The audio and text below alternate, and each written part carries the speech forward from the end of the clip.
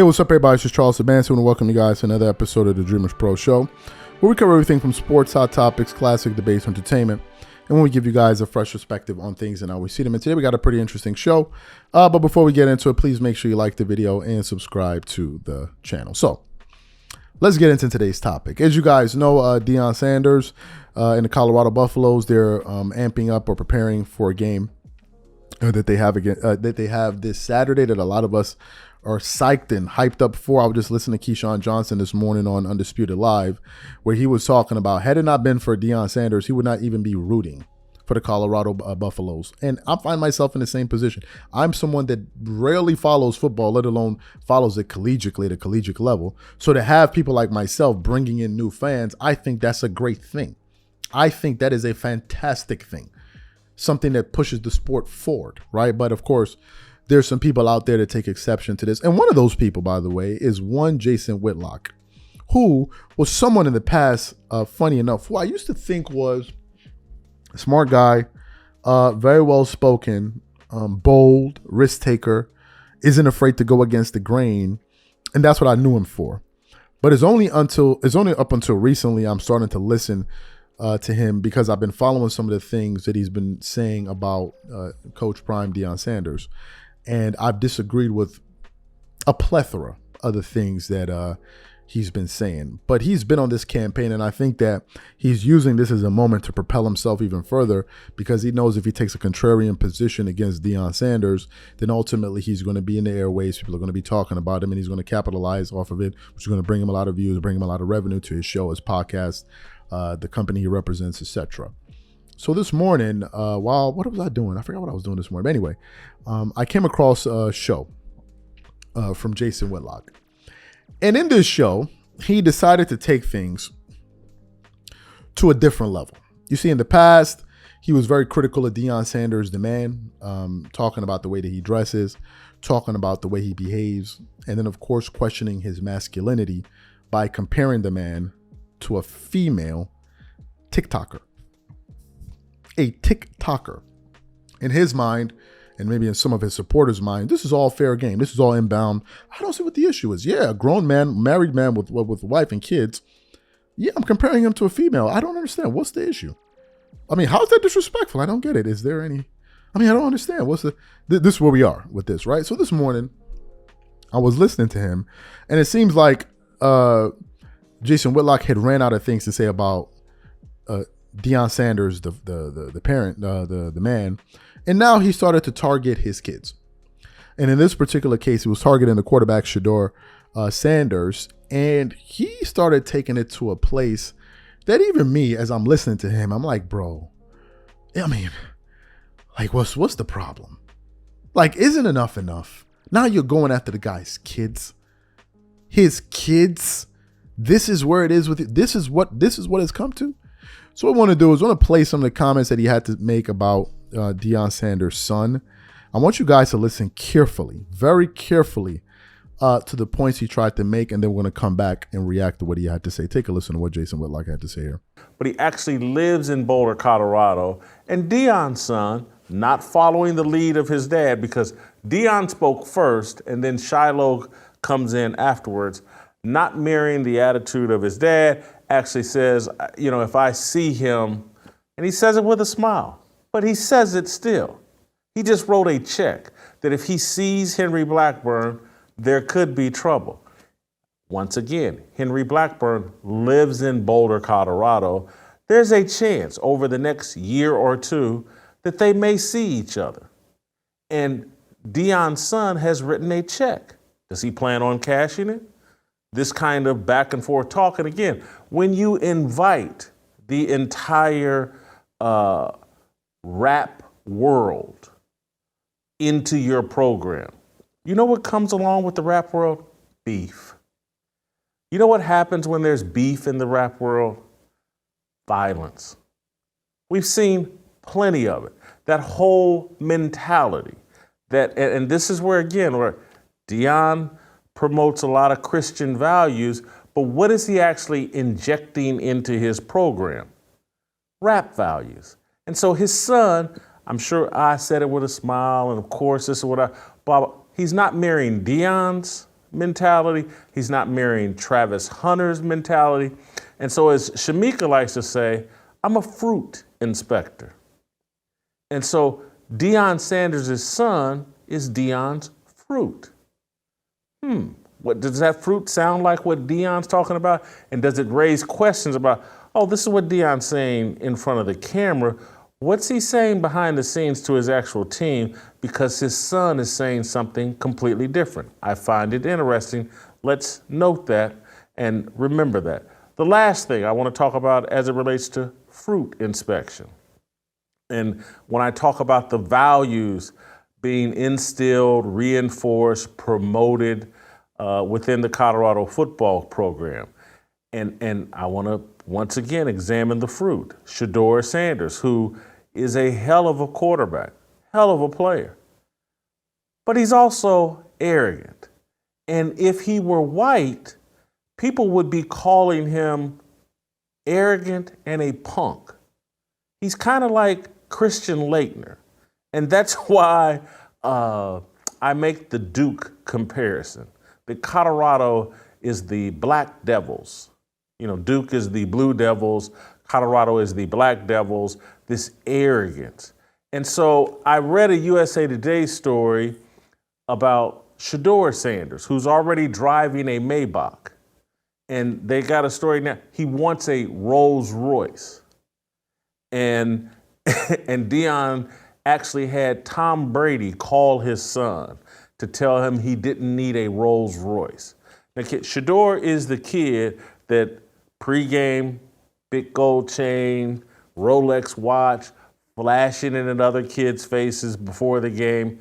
That's Shedeur Sanders, the Christian Laettner of Colorado football. Does anybody remember how people felt about Christian Laettner? Anybody remember that? I certainly do. I certainly remember all the names that Christian Laettner was called. Christian Laettner was a beast in college basketball, a beast. One of the most accomplished college basketball players of all time, legitimately. But he was known as an arrogant punk. That's what I see in Shedeur Sanders. See, my perception or my values are the way that I evaluate. It's not predicated on skin color. It's predicated on behaviors that are consistent with values that I believe in and want to see. Most of the people defending Colorado and not taking an objective view on what they're seeing from Colorado and Deion and his sons, their values aren't consistent. Their values are based on skin color. And so they can't see the Christian Laettner in Shedeur Sanders. And when I say Christian Laettner, for those of you not as old as me, this dude was an incredible college basketball player and had a solid NBA career. Didn't live up to the hype, but had a solid NBA career. That's what I see in Shedeur Sanders, an incredible college player 3 games in. We'll see how it plays out. To me, when I look at him, I'm like, oh man, this guy's going to be a good pro player. But his attitude, that arrogance, that privilege, that entitlement, looks just like Christian Laettner. And so I'm a fruit inspector looking at Deion's fruit. I'm looking at Shiloh contradicting his father and throwing gas on a beef that could spin out of control, could. And I'm looking at Shedeur, Deion's other fruit, with an arrogance and an entitlement and a privilege that's pretty hard to ignore. And then even if you took the time to go to Deion Sanders Jr., if you took the time and go look at his social media feed and all the different things he tweets out, it's not a good look. It's not a good look. And so when you hear me questioning like, hey, what are the values being promoted here? What's being reinforced? What's being instilled in these young people?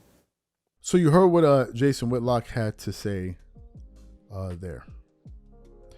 This man said a lot of things that I have to say that I totally disagree with.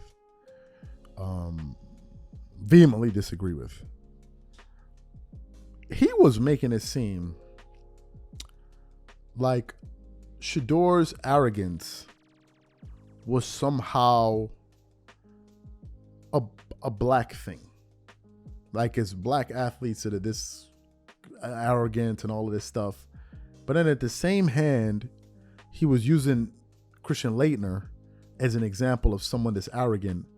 And I'm like, but they've been arrogant athletes all throughout the annals of sports forever. Muhammad Ali was arrogant. Larry Bird was arrogant. Tom Brady was arrogant to a certain extent. Michael Jordan was arrogant. It's what makes these guys. These guys have huge egos. So of course they're going to be arrogant.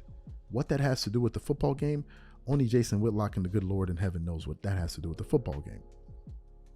He then goes to the next level where he now starts questioning the things that Deion Sanders Jr., I think his name is Deion Sanders Jr., posts on social media.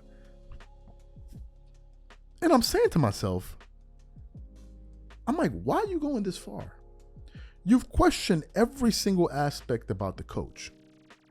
Now you're questioning various aspects about his children and in turn questioning his parenting. What does that have to do with a bloody thing that's taking place on the field? What does it have to do with anything? What does it have to do with anything? Why are you going to Deion Sanders' son's page on Instagram and monitoring what the guy's kids are posting? Why are you doing that? What does what his kids are posting on social media have to do with what the coach is doing on the field? How are those two things even related? You're questioning the guy's parenting style.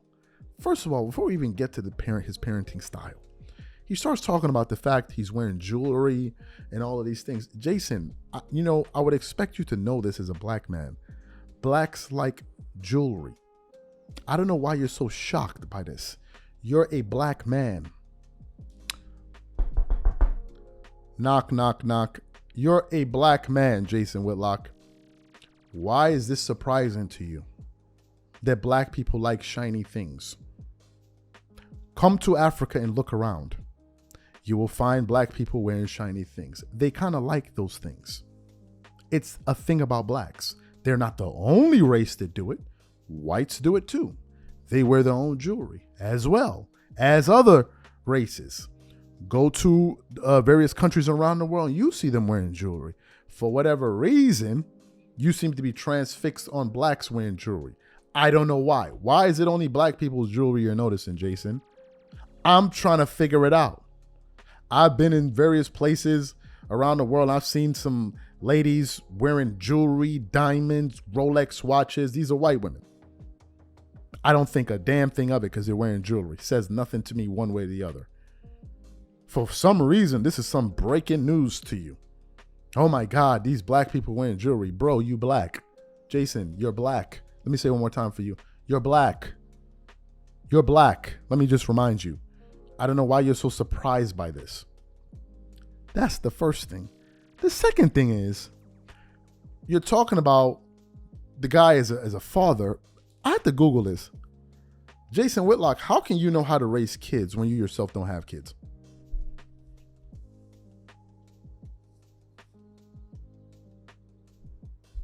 Help me figure it out. Unless I Googled, I can find it. Maybe you let me know. How do you do this? How can you question a family unit and the family structure when you're not married? What basis, what credibility do you have on this subject at all?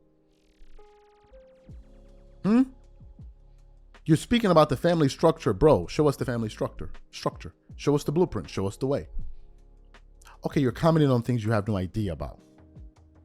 You're saying how the man should raise his child. Meanwhile, we don't have an example for us to look at to say, okay, let's see how Jason Whitlock raised his son or his daughter. We don't have that.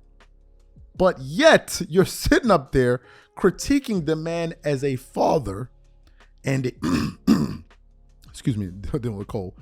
as a father and a parent. Why are you doing this?